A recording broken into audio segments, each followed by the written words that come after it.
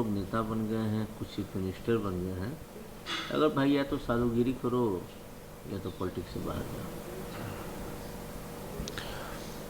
देखिए, अब खरगे जी पर उम्र का असर दिखने लगा है।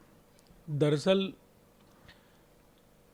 जो रिप्रेजेंटेशन ऑफ पीपुल्स एक्ट है, इसमें किसी खास वर्ग या व्यवसाय या किसी आधार पर किसी को योग्य या अयोग्य ठहराने का प्रावधान नहीं है। इसलिए कोई साधु भी मुख्यमंत्री बन सकता है। जब चुनाव लड़ेगा, एमएलए बनेगा, एमपी बनेगा, तो अन्य पदों पर भी वो पहुंच सकता है। इसलिए ये मेरे हिसाब से खरगे जी को भारतीय संविधान की चर्चा बार बार करते हैं, तो जनप्रतिनिधित्व कानून का भी अध्ययन कर लेना चाहिए और ऐसी बातों से बचना चाहिए। उन्होंने ये भी कहा कि इस देश को अगर खतरा है तो आरएसएस बीजेपी से, और इस देश में किसी को, देश की सेफ्टी से किसी को खतरा है तो है नरेंद्र मोदी, अमित शाह। देखिए, खरगे जी को कांग्रेस के एक वरिष्ठ नेता की हैसियत से भारत के परिपक्व हो रहे लोकतंत्र की सबसे महत्वपूर्ण तारीखों का भी अध्ययन कर लेना चाहिए। ऐसी काली तारीखें जब संविधान को कुचला गया, जब अभिव्यक्ति की आज़ादी को कुचला गया, देश पर आपातकाल थोपा गया, प्रेस की आज़ादी छीनी गई, न्यायपालिका के पर कतरे गए, लाखों लोग जेल की सलाखों के पीछे यंत्रणा झेल रहे थे, वो दौर भी कांग्रेस ने ही इस देश को दिया है।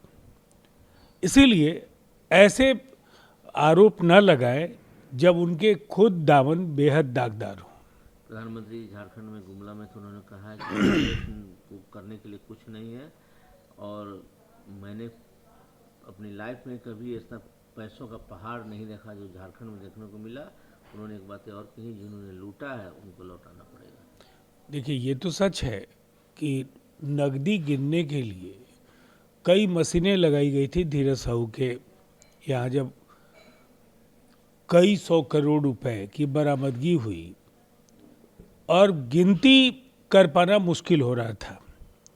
भ्रष्टाचार और कांग्रेस का रिश्ता जन्म जन्मांतर का है और उनके नेताओं के खिलाफ पूर्व में भी ऐसे बड़े गंभीर आरोप लगते रहे हैं।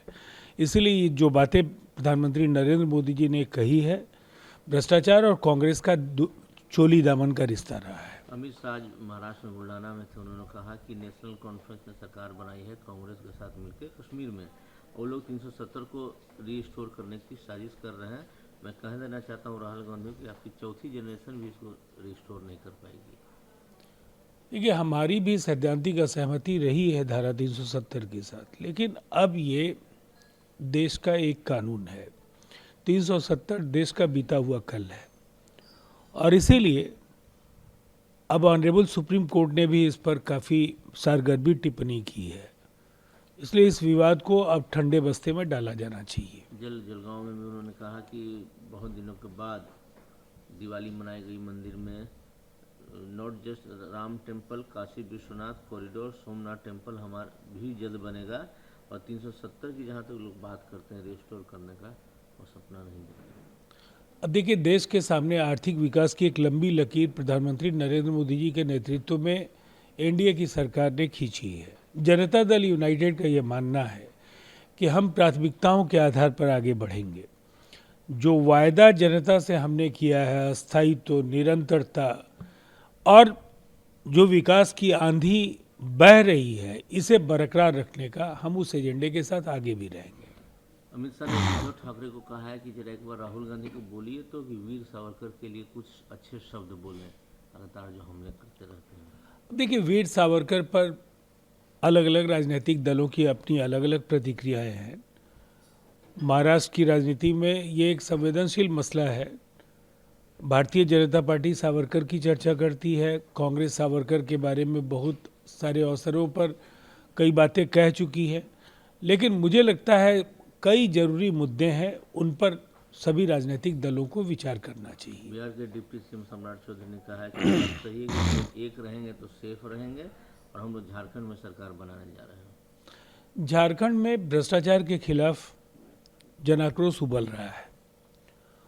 हेमंत सरकार के दौरान राजनेताओं और अधिकारियों की जो मिली भगत से वहाँ बड़े घोटाले हुए हैं, उसकी परत दर परत खुल रही है। हर दिन ईडी सीबीआई के छापे पड़ रहे हैं। मुख्यमंत्री हेमंत सोरेन के निजी सचिव से लेकर वरिष्ठ अधिकारियों तक के यहाँ लगातार छापे जारी हैं और इससे बिल्कुल साफ है कि भ्रष्टाचार से अगर मुक्ति चाहिए तो झारखंड मुक्ति मोर्चा कांग्रेस से झारखंड की जनता निजात पाना चाहेगी और इसीलिए वहाँ एनडीए की सरकार बनना तय है। दिल्ली की कांग्रेस के नेता चौधरी मतीन अहमद ने आज आम आदमी पार्टी ज्वाइन कर ली। वहाँ के देवेंद्र यादव कांग्रेस प्रेसिडेंट हैं। उन्होंने कहा ये लोग अपॉर्चुनिस्ट हैं। देखिए, ये अजीबो गरीब इंडिया गठबंधन है। चुनाव एक दूसरे के खिलाफ लड़ेंगे, एक दूसरे को गालियाँ देंगे, फिर एक मंच पर गलबहियाँ करेंगे, एक दूसरे को छोड़ करके दूसरे दल में जाएंगे, इंडिया में रहते हुए कांग्रेस को गाली देंगे, आप में जाएंगे तो फिर कांग्रेस के नेता अगर आप में जाएंगे तो फिर वहाँ गालियाँ देंगे और यहाँ आएंगे तो उनको गालियाँ देंगे। ये रुकने वाला सिलसिला नहीं है और अब तो पूरे देश में इंडिया गठबंधन एक कागजी गठजोड़ बचा है। केरल से लेकर सब जगह इसकी परतें उघड़ रही हैं। राजीव रंजन जी, एक पोस्टर जो बीएसपी ऑफिस में लखनऊ में लगा है, काफ़ी चर्चा का विषय, उस पोस्टर में दिखाया गया है कि बीएसपी से जुड़ेंगे तो आगे बढ़ेंगे और सुरक्षित भी रहेंगे। अब देखिए, अब बीएसपी को पहले राजनीति की मुख्य धारा में खुद को प्रासंगिक बनाए रखना एक बड़ी चुनौती है।